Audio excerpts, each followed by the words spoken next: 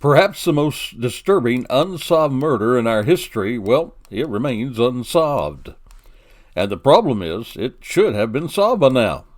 We're going to talk about this and a whole lot more on this episode of Charlie Crime Buster. Yep, it's what some people are calling the fastest minutes in podcasting.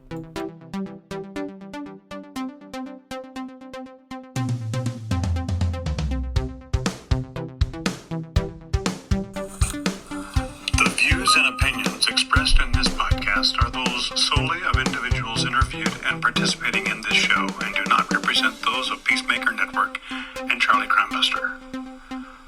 All individuals described or mentioned in the podcast should be considered innocent until found guilty in a court of law. This podcast contains subject matter such as violence and graphic descriptions which may not be suitable for all audiences. Listener discretion is advised. Well, hello and welcome to another episode of Charlie Crime Buster.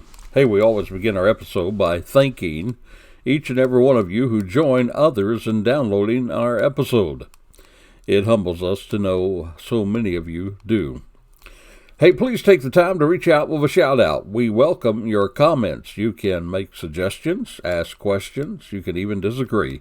We would love to hear from you. So we say to you, reach out with a shout out. And you can reach us by emailing us at charliecrimebuster@gmail.com. Again, that's charliecrimebuster@gmail.com. Hey, just a quick reminder, those who are interested and live in Central Florida, well, there is still time for you to sign up for the State of Florida Certified Gun Course that will help you meet the requirements to be an armed security officer in our state. You see, more and more in this violent world, well, more places, more businesses, well, they're about protecting the people and their property, and they choose to do so with armed security. The class is this next weekend, June the 30th through July the 1st. You can join an instructor who I believe is the best of the best, JimLMauney.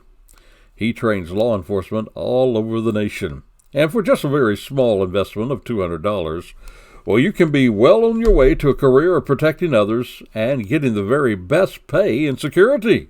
That's those armed officers. Well, again, we're going to have that contact in the show notes for you to click on. And then if there are those of you who would like to support this program, as well as supporting law enforcement, first responders, and the military, well, go on over there to peacemakernetwork.com. That's peacemakernetwork.com. There you can become a badge, BADGE supporter, for as little as $3 a month. All of those links, well, they're going to be right there in the show notes. So if you missed it, don't worry about it. Just go to the show notes, and all you got to do is just click that mouse, and you'll be right there. All right, my friend, frankly, the episode we're talking about today is one that we should not be talking about. In other words, we should not be having to tell you about a murder that is still unsolved, especially this one, Bonet Ramsey. That precious little girl who vanished, then later was found murdered in her own home. And the sad part of this, well, had mistakes not been made early on in the investigation, well, we just might not be talking about this today. And we're going to get right into that right after our Crazy Crook story. Well, the story today, our Crazy Crook, it comes from Brevard County here in Florida. Now, I guess there's nothing perhaps more frustrating than to walk into your home and find that it's been burglarized. Yep, home burglaries, they happen all the time in our nation. Now, thankfully, there are things you can do right now to protect your home. Maybe you ought to do them, because today's story, well, it tells us you just don't have to be too bright to be a thief. Now, one of Brevard County's most scenic streets, well, it isn't known for crime. In fact, resident Mark Skyward, he said that he can understand what might, though, attract thieves to the neighborhood. You see, home values there, well, they're not in the thousands, they're in the millions. He went on to say the affluence of the area, well, it would make it enticing for a thief to come there. However, they ought to keep in mind there's just one road in and one road out. That's what the resident Skyward said. He went on to say it's just too easy to be caught. Well, right there, my friend, is clue number one that these guys aren't too bright. And then another citizen, well, he had seen something suspicious. This will lead you to fact number 2, why these guys are now a part of our crazy crook club. Yep, the story comes from Brevard County, 2 men in a pickup. Now, get this, hold on to your hat. A pickup with a stolen tag written on a piece of cardboard to serve as a license plate. Yep, they were arrested, surprise, surprise, in connection with multiple burglaries in Brevard County. That's according to sheriff's officials. Anthony Sosa, 31 years of age, and Chad Dalati, 36. Well, both Anthony and Chad, they were taken into custody Thursday. They do face now multiple charges of grand theft and burglary. And according to a probable cause affidavit, well, the pickup was spotted Wednesday. That was after several houses on Tropical Trail and Merritt Island where the burglaries occurred. Now, the Brevard County Sheriffs went on to say that there they found jewelry worth thousands of dollars and a handgun that they were all stolen from homes. Now, one of the homeowners, they reported to deputies that the pickup that they saw in the neighborhood, it had a piece of cardboard, and it read those words, yep, stolen tag. That was attached where the license plate should be. Now, that pickup was later seen on Pinetta Causeway in Melbourne, and it was pulled over by authorities. That's according to the arrest affidavit. Now, people who commit crimes like these, well, the neighbor went on to say, well, they're not the sharpest tools in the shed, that's for sure. The affidavit said deputies searched the vehicle, yep, and there they found stolen jewelry and a handgun in the pickup. And, of course, these 2 guys, they were both convicted and found out that they had a record. They had been convicted on charges of grand theft, attempted burglary, respective, all the way in Lee County. Well, my friend, I can think of no better way to become noticeable than to place a cardboard sign where your tag should be. It says stolen tag. And my friend, these 2 idiots there in Brevard County who put a stolen tag, cardboard sign where the tag should be so that they can be found very easily. They are indeed Charlie Crimebusters, crazy crooks of the week. Now to our main focus, the still unsolved murder of John Rene Ramsey. Now, first you might want to say, well, why are we going to talk about that today after so many years, actually around 27 years now, over 25, nearly 27. I won't tell you that in a moment. Now, keep in mind, this was a sensational story when it happened, there on that December day after Christmas, back in 1996. This young lady, she was a beautiful, beautiful little girl. She had actually been a winner of several child pageants. Beauty pageants, that is.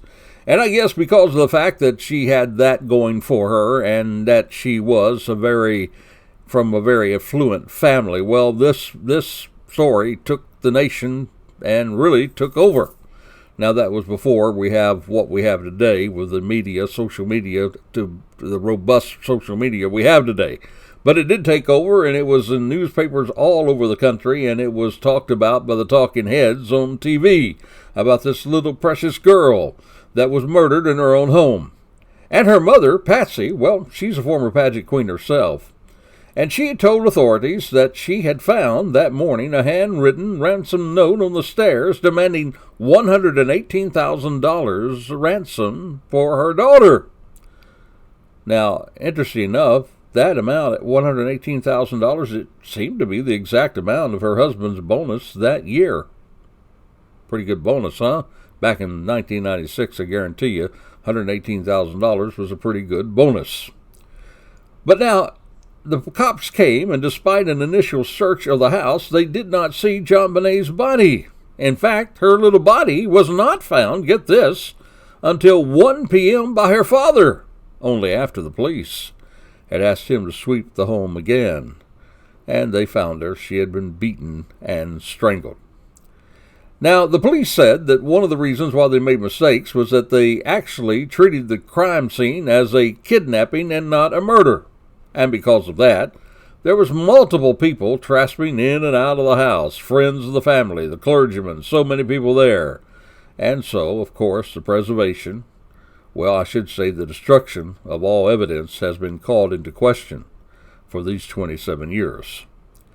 Now, in the days after the murders, John Bonet's family, they willingly submitted the DNA samples to investigators. And a CBI report that was completed on the 15th of January all the way over into 2007, now that appears to show that the genetic markers, there were genetic markers from an unknown male, which could have served all the way back then in those days to exclude the Ramseys and other members of the inner circle. Now, to get a timeline, of course, they found the little girl there in the day after Christmas.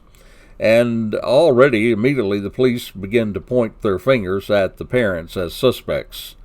And on December the 29th of 1996, then the family, they flew back to their hometown of Atlanta.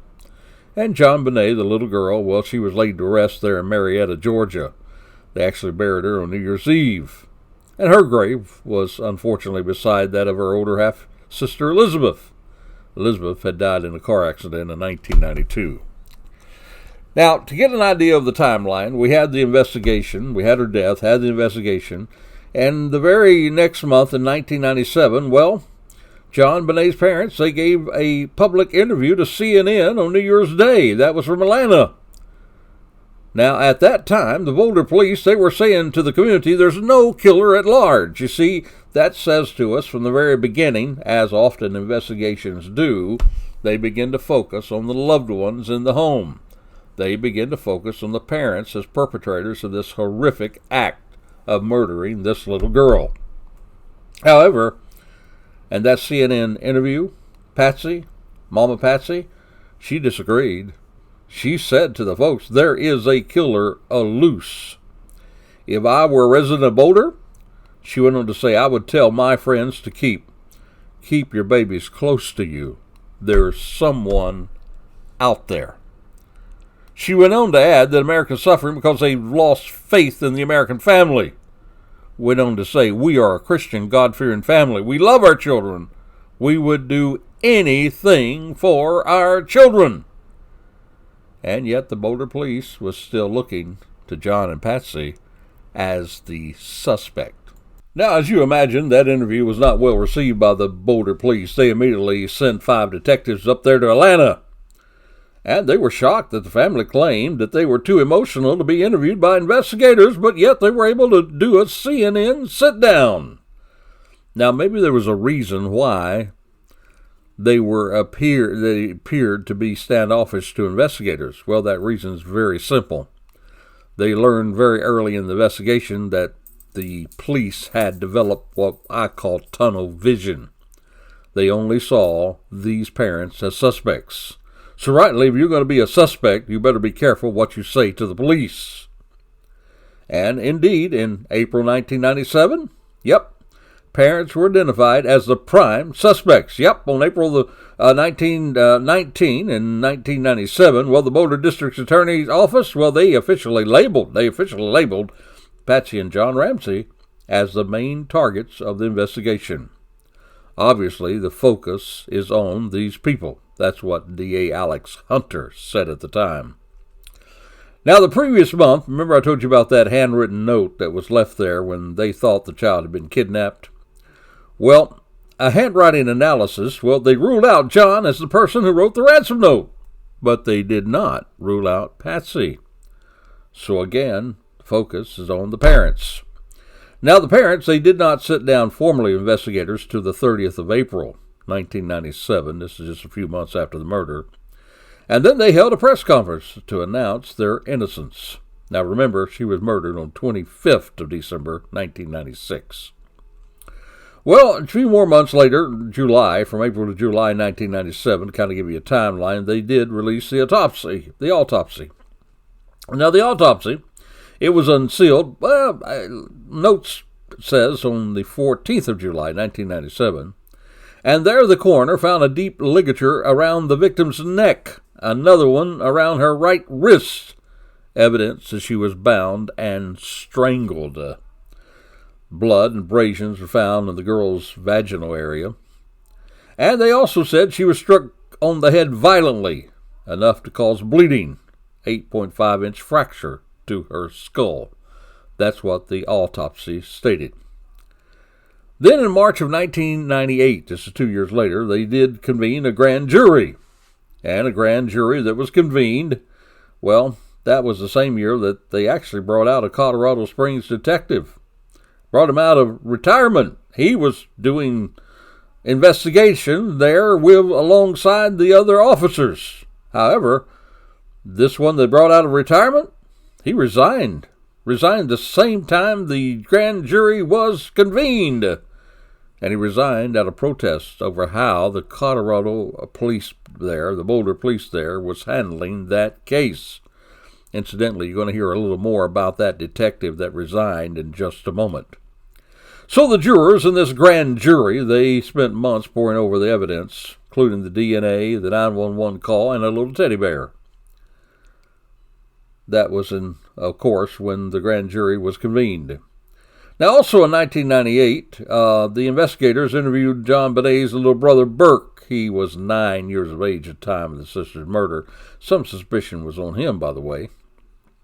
But now get this, in October 1999 now, after that grand jury had been brought together in 1998, well, that grand jury was dismissed. It was dismissed in 1999 with the district attorney's office saying, quote, there was not sufficient evidence to bring any charges.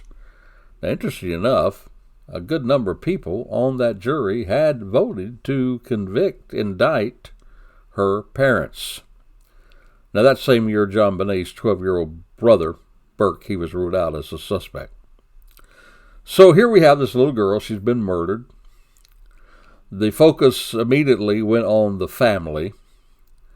And there were all kinds of gives and takes on that. There was another investigator brought in, a retired guy from the bench to help with the investigation. He didn't like the way the Boulder police was handling everything, and particularly how they just zeroed in on the fact that there was no intruder. In fact, that there was evidence they thought that pointed to the parents. He didn't think that. So then the family, well, in order to kind of fight back on all of this terrible publicity that they're getting, well, they published a book proclaiming their innocence. It was a New York Times bestseller in 2000. It was called The Death of Innocence. Actually, they also gave a sit-down interview to Barbara Walters, and they have steadfastly maintained no one from the family killed John Bonet. And in 2006, now this is just, 2006 from 1996, we're looking like about 10 years later. Well, Patsy, the mom, she dies. She died of cancer in 2006. And interesting enough, that same year, there was a teacher, a guy by the name of John Mark Carr. He actually confessed that he murdered John Bonet Ramsey. However, that confession was cleared because DNA did not match the samples at the scene. And then in 2008 now, finally after 1996, well, new advancements in touch DNA, it absolutely cleared the Ramsey family. Boulder authorities even sent a letter of apology to the family. But, my friend, after all that publicity, suspicion, public perception, it still remained. Even to this day, there are people who think that her parents are the suspects who actually did the deed. Now, since that time, the family has continued to push for justice. In 2015, John Ramsey again sat down with Barbara Walters to revisit the case. Next year, Burke, who's now a young man, he gave a televised interview to Dr. Phil, proclaimed his innocence. And John Bonet's father, well, he has continually petitioned Colorado authorities to order new, more detailed DNA tests. And he wanted to perhaps use that to get into, this idea of finding family DNA and really find this person who did this terrible deed. Now, he spoke last year at a crime conference. This is an annual weekend event for true crime enthusiasts, authors, investigators. And he spoke there, and he said that they need to be using these new methods of DNA. And then in November 2022, probably because of all the, pressure again, and now more podcasts going on about it, Well, they issued a release, said that it's an ongoing homicide investigation. They said they'll be consulting with the Colorado Code Case Review. That was back in 2023. And they went on to now say that they've really put this on the front burner. In fact, they said since John Bonet's murder, well, detectives investigated leads stemming from more than 21,000 tips, letters, and emails. Said they traveled to 19 states to interview and speak with more than 1,000 individuals. Said now they're also working with the FBI, CBI, and several private laboratories across the country. Now, they did say that the amount of DNA evidence available for analysis is extremely small, very complex. And they said that sample, in whole or in part, could be consumed by DNA testing, so we've got to be careful. But there have been several discussions with private DNA labs about the viability of continually testing this DNA. And then, of course, they would be going to genetic genealogy analysis. Remember, that's how they caught the Golden State Killer. So the Boulder PD, they said that the active investigation continues to receive assistance from federal, state, and local partners. All right, let's you and I talk about why this is still an ongoing case. My friend, one of the reasons this case is unsolved is the very way that it was investigated. You and I both know the first mistake was to treat this case as a kidnapping instead of a possible murder. My friend, there is a solemn truth in investigations, and that is you only have one chance to investigate a fresh crime scene. That's when it's fresh. And oh, my friend, it was clear from the very beginning the Boulder Police Department, they were not prepared nor properly trained to handle this kind of case. They simply did not do the one thing that everybody knows you do. You lock down, preserve the crime scene. They did not do that. Even if it was a kidnapping and not a murder, they still should have locked it down and preserved the scene. Then the police overlooked facts. They misinterpreted other evidence. You see, this little girl was found bludgeoned, strangled, hidden underneath a white blanket, nylon cord around her neck. Her wrists had been bound above her head while her mouth was covered using duct tape. And her body was not found by the police. No, they did. They did clear the house, but they didn't do it very well. Because one of the detectives said to the father, well, take this friend of yours, go around and see if anything else is missing. And then her body was found, amazingly, by her own father, 8 hours after she was reported missing. The child, of course, John Bonet, found in the basement of the home in the wine cellar, found by her own father. And that was only because the police told him to go search. The first and biggest mistake, well, the family was allowed to remain inside the home once the ransom note was found. Then the family called their friends to come over to comfort them, even the clergyman. My friend, this crime scene was destroyed piece by piece. Now, while the police had photographed the home and the basement, they did fail to check the wine cellar where she was eventually found. And again, that one detective told John, go around the house, see if anything out of the ordinary. And so, he did find her. He went on to say, the father did, she had tape over her mouth and wrists, tied over her head. I immediately took the tape off her mouth. I tried to untie her wrists. I scooped her up. Any father would have probably done the same thing. He took her upstairs, and then the detective told him she's already gone. You see, had the police thoroughly checked the house, come across the crime scene, well, that evidence would have been preserved. It would have been kept sterile, since no one had been there since the killer. But now, well, now it's too late. And then the Boulder police, they were convinced without strong enough evidence that John and Patsy had been behind the death of their child. They believed the ransom note was written on one of Patsy's notepads was a cover-up that were trying to deflect attention away from the murder. You see, they had thought. Get that word, thought. They thought since John Bonet was a bedwetter, well, she probably wet her bed. After Patsy then became enraged and slammed her head against something with either parent, then strangling her. They also believed there had been no sign of an intruder entry or exit. That, my friend, was very misleading. Here was the problem. They thought. However, evidence said different things. You see, while there had been foreign DNA found around the underpants of John Bonet, that did give a strong possibility someone else to come into the home. Well, the police, they just discredited that. They just said, no. I guess they just wanted to overlook that. That case was not being treated right, and there was misleading information. They said that the family was not willing to cooperate. They were willing to cooperate, but in fact, the police just wanted to turn their guns toward them. Yep, tunnel vision. Sometimes police departments get that. They thought that it was all the parents. And as it turned out, the handwriting of the ransom note, well, now it's been proved it's not a match to any of the Ramseys after it was carefully examined many times. And the family, they were constantly put under pressure, questioned several times, tried to pressure them into false admissions.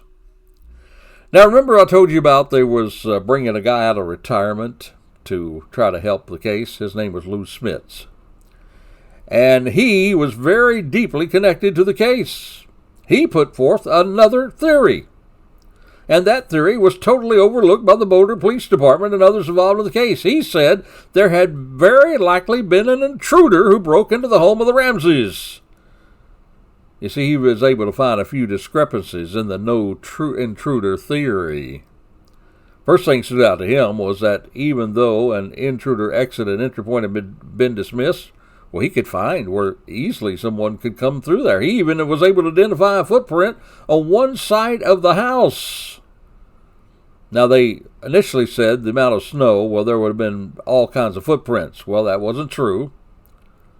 Wasn't that much snow there. And on the other side of the house, there was no snow, and it had a shoe mark, a print that was not matched to anyone else in the house. That was the first clue, my friend, that there was a possibility of a foreign entry into the home. Another major clue was a small metal grate that was on the ground outside the house, you see. You could easily see it had been lifted up, moved apart, had enough space for a person to get through and slip into the wine cellar. That's where John Bonet was found.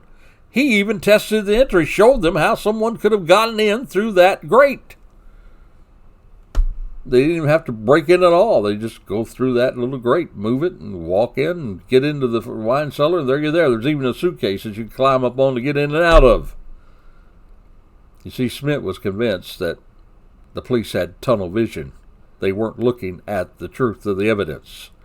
And the reason, my friend, the reason we're talking about this today, well, there's now great advancement in DNA, and there are areas where DNA that remains can be used to build that DNA profile that would lead to generational DNA investigation that could point us to the killer.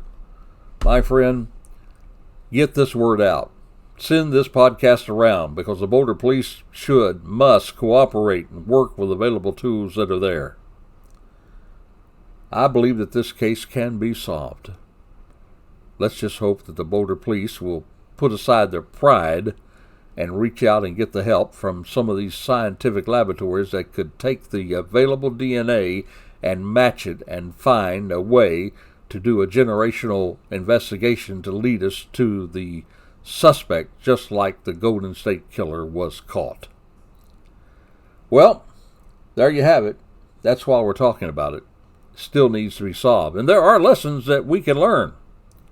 You see, it's easy now for us to find fault in how the Ramseys placed John Bonet in the public eye. Remember, they took her around to these child pageants, these child beauty pageants, and some of you sit back and you say, how dare they? How dare they do that? Yet, let me remind you, parents every day in this country do the same thing through social media.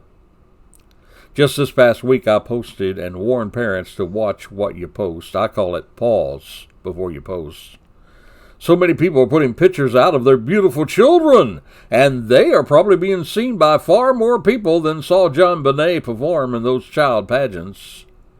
My friend, they could even track you to where you are by your photos. Did you know that? So please, be careful. Take a lesson. Pause before you post. Lesson number 2, secure your residence. Now, you can blame John Ramsey for not having enough alarms and not having a secure enough residence that somebody could get in there. He could afford it. He was a very influential person, very wealthy man. He could afford to had that house a little more secure. And you can as well. You see, alarms are now affordable. You could give up a few evenings going out to eat and put alarms on your windows and your doors. Pause before you post. Secure your residence. And lesson number 3, be aware of your surroundings. Someone can always be watching, planning. You see, someone planned this murder. Someone watched the residence. And there could be someone watching you, and you would not even know it because you can't get your nose out from your phone to look around. So until this time next time, this is Charlie Crimebuster reminding you, be safe, be alert. For the life you save, it may be your very own.